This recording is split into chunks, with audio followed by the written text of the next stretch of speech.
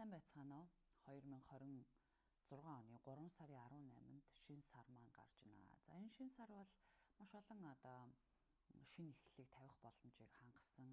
За ялангуяа ямар зүйлээр шинэ эхлэлийг тавих вэ гэдэг таны ордноос шалтгаалan өөр байх болно. Тэгэхээр бол ямар ч үсэн сүүлийн 2 жил гарны туршвал шинэ сар маань маш олон удаа санчир гарагтай аялах юм уу эсрэг талд нь очин нэлээд олон удаагийн шинэ асуудлуудыг эхлүүлэхэд нэлээд олон саад бэрхшээлүүдийг болон ямар нэгэн зүйлийг та амьдралаасаа явуулахад нэлээд ингээд уяатай тушаатай байсан бол энэ хүү шинэ сар маань загсны ордонд 28% налуутай гэдэг маань хамгийн сүүлийн налуу руу чиглэлт хөдөлгөөнөө хийж шинээр ургаж гарч байгаа учраас таны хувьд амьдралаасаа явуулж чадахгүй бас дээрэс нь эхлүүлж чадахгүй байсан ямар нэгэн сэтгэл зүйн асуудлуудыг энэ үеэр өөрчлөх бүрэн боломжтой. Илүү энэ шин сар маань асуудлыг ойлгож, явуулж, за нөгөө талаасаа шин зүйлийг эхлүүлэх орон зайг бэлдсэн ийм таатай бол өөрчлөлтөг бол татчихээн.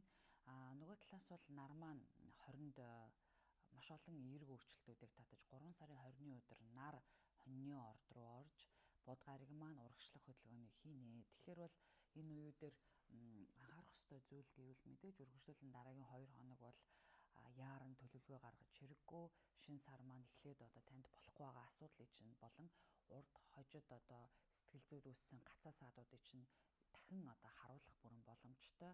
Тэгээд үүнийг харсныхаа дараа илүү их төлөвлөгөө гарган энтэйг ажиллах болон явуулах, за шинэ эхлэл оруулах, орон зайг бэлдэх бүрэн боломжийг үүсгэсэн юм шин сар бол гарч байна.